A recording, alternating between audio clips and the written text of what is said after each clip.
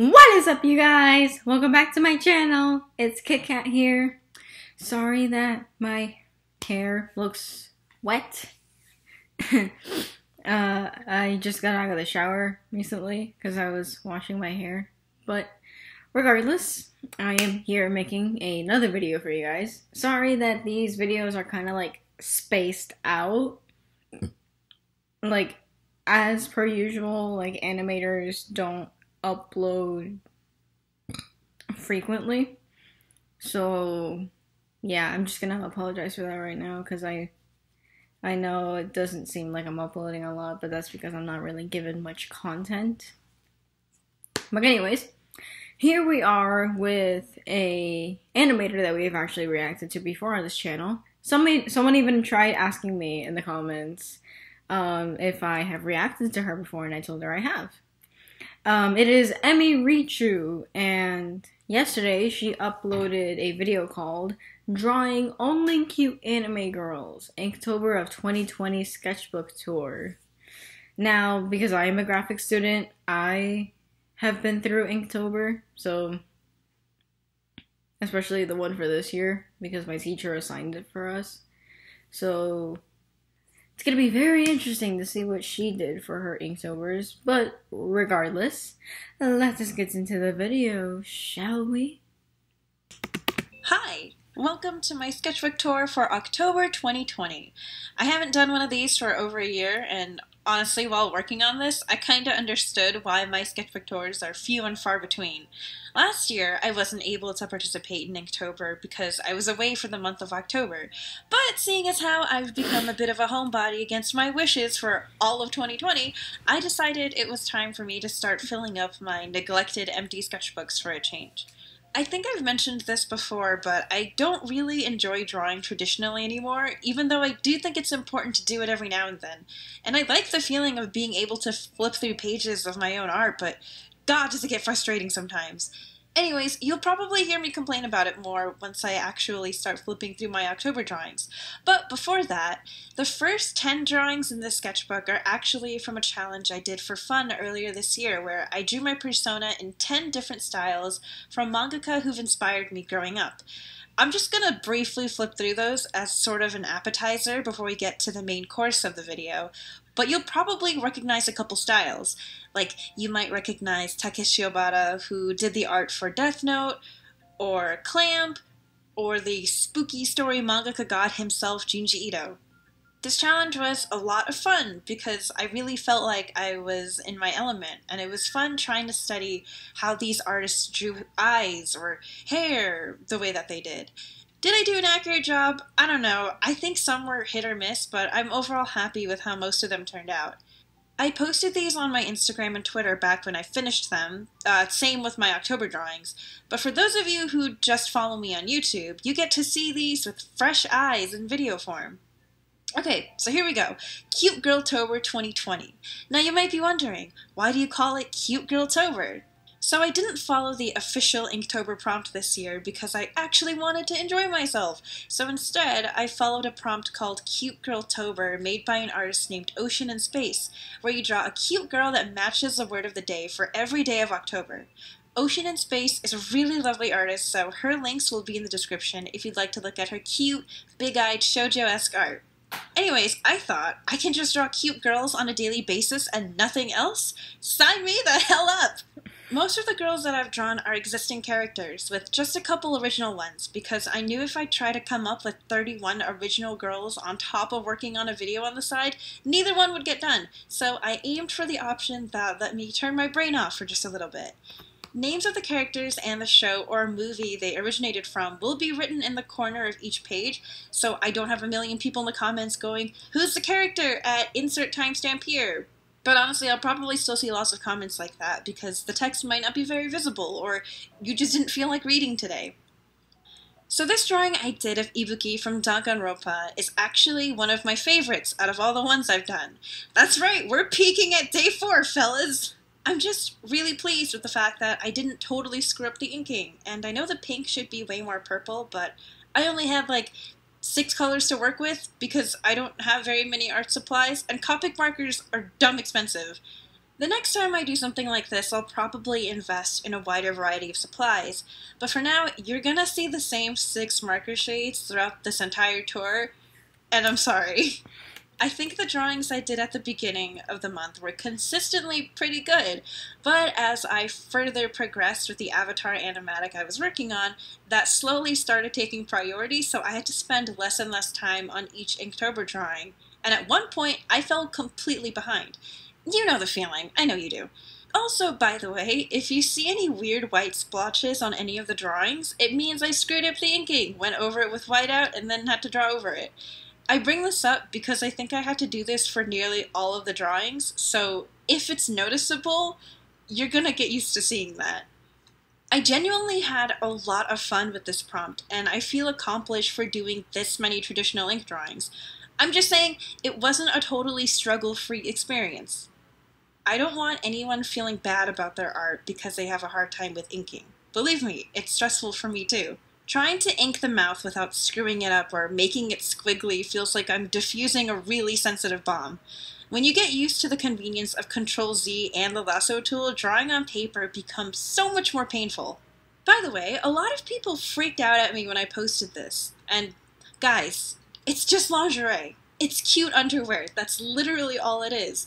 I know it's hard to believe, but sometimes people wear lingerie for themselves because it makes them feel confident or pretty, and sometimes people wear it for someone else, which is also fine. Grow up. That is a Anyways, mood. welcome to a page of irreparable mistakes disguised as a lovely page of stickers.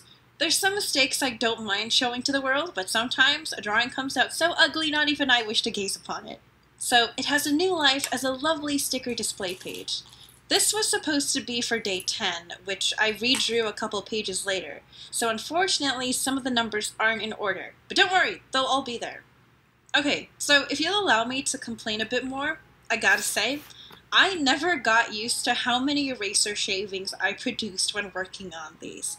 I'm not one of those super confident art gods who can draw directly on the paper with ink with no prior pencil sketch, which by the way, how do people do that and still make their line art look clean? Who do I have to sell my soul to acquire that level of skill? Having to sweep up eraser shavings after every drawing session? Trust me, sweetie. Just inconvenient. Especially I'm with just artists grateful that I have start hardwood off, flooring and not a carpet, lot so of I can them just use a have dustpan to start and with not have to pencil bust out a and vacuum then move cleaner with every pen. time. Trust And me, if I'm you're being not totally alone. honest, I still have eraser shavings on my floor as we speak that I have yet to sweep up. Don't judge me. Ooh, okay. So I didn't post day 14 at all anywhere because I didn't really like how it turned out. I wanted to draw it in honor of Sultan and Wolfie because they love Kingdom Hearts. I've never played it. But after I was done, I was like, I don't know if this is post-worthy. So, yeah. Oh, and this one is the redraw of the page I messed up on earlier. So, since the prompt was mushroom, I decided to draw a girl based off of the enoki mushroom, which is my favorite kind to eat. They're these white bundles of small skinny mushrooms, and they taste amazing in soups and stews because they just absorb the flavor of whatever broth they're sitting in, and they're really nice and crunchy. Here we have Konosuba's resident best girl, Aqua, in day 15's prompt, swimsuit. I actually have an Aqua cosplay planned for next year with Daitis as Kazuma, so I'm really hoping it'll be safe enough for cons to open up again, but I'm not going to keep my hopes up too much. Here's my second page of mistakes, disguised as a cute little sticker page. I guess one nice thing about having a drawing I'm super unhappy with is being able to use the stickers I keep hoarding. I'm wondering if maybe next year I'll try doing my Inktober drawings digitally, so it'll be an easier time. But at the same time, I really like the fact that all the drawings are compiled together in one sketchbook. I still have my sketchbooks from previous Sketchbook tour videos sitting on my bookshelf, and it feels nice to be able to pick them up and flip through them to remind myself how much I've improved since the last one.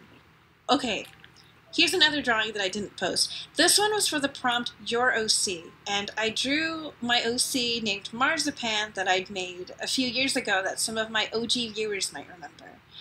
I'd love to redesign her, I just need to find the time to sit down and actually flesh out her design and personality.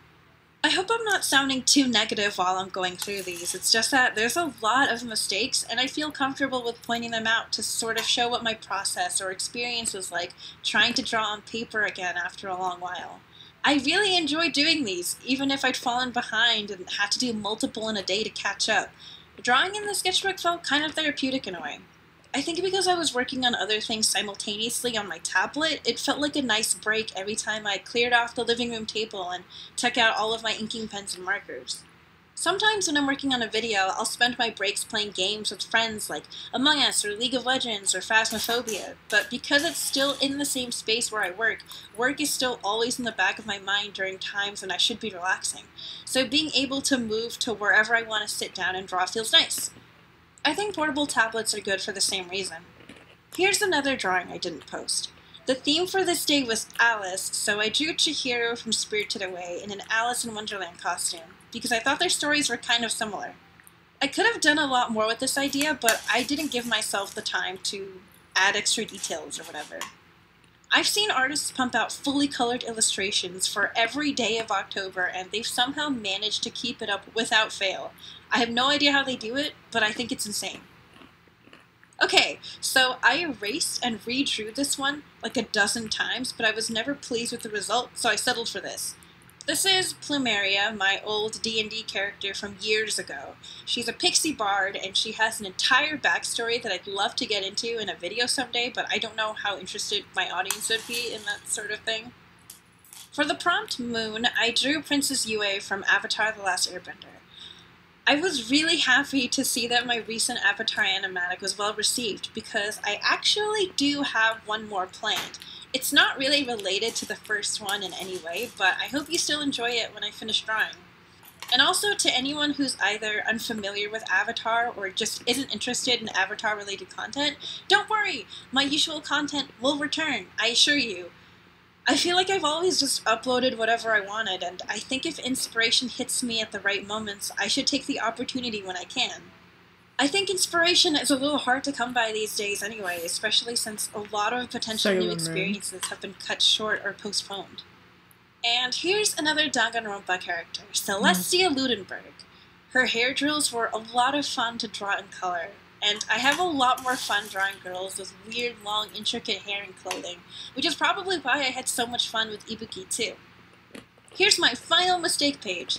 This was supposed to be Ty Lee for day 30, but I colored in this area because I made an oopsie, and then I colored in the rest of the pieces and realized I totally hated it, so I had to redraw it on another page, which is right here.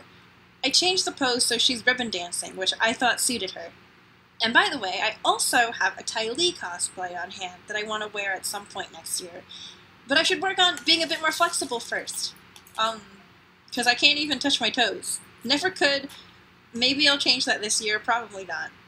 And lastly, we have the prompt Witch for Halloween.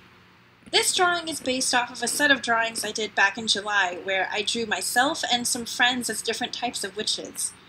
I really love the dress I drew for my witchy outfit, and I'd love for it to be a real outfit one day, including the big magic staff. Happy Halloween! And that concludes my Cute Girl-tober sketchbook tour of 2020. There's not much else after this except for this page of really messy marker and pen swatches, but other than that, this challenge is officially completed. So, with that being said, now that we've made it to the end, I'd like to give a big thank you to ExpressVPN for sponsoring this sketchbook tour. I'm sure you've heard all about ExpressVPN multiple times, but if you don't know, ExpressVPN is a virtual private network that creates a secure tunnel between your device and the internet when you connect to an unencrypted Wi-Fi network, like at a coffee shop, or an airport, or a hotel, so you're protected from any sneaky spies or hackers trying to gain access to your personal information. Obviously, since I haven't been frequenting any of those, I've been taking advantage of ExpressVPN's content and blocking feature. For example, some of my favorite animated films include Your Name, The Cat Returns, and Spirited Away. Unfortunately, none of those titles are currently available on the US Netflix I normally use. However, if I switch to the UK, with the click of a button, vada bing, vada boom, I have access to Spirited Away and The Cat Returns, and also Your Name. If there's a YouTube video that's blocked in your region for whatever reason, just switch to any one of the servers out of the 94 different countries you have to choose from. Enjoy internet privacy, security, and access to unblocked content today, and find out how you can get 3 months free by clicking the link in the description below at expressvpn.com/Emirichu. Thank you again to ExpressVPN for sponsoring this video. That was cute. Also, sorry, by the way, if anyone was bothered by the fact that I started eating. It's technically 11:30, but I like to wake up late, so this is my breakfast. But oh, that was actually really cute. I liked it because I mean, like I said, coming from a graphic design artist, looking at other people and how they do their art and their creations is always like it's always so much fun to watch. And I don't know. I guess sometimes it can give you like inspiration to draw your own stuff. It's really great. But that's going to be it for today's video. If you guys liked it, make sure to give it a big thumbs up. Click subscribe for more content. And thank you guys so much for watching. And I will see you guys in the next video. Deuces!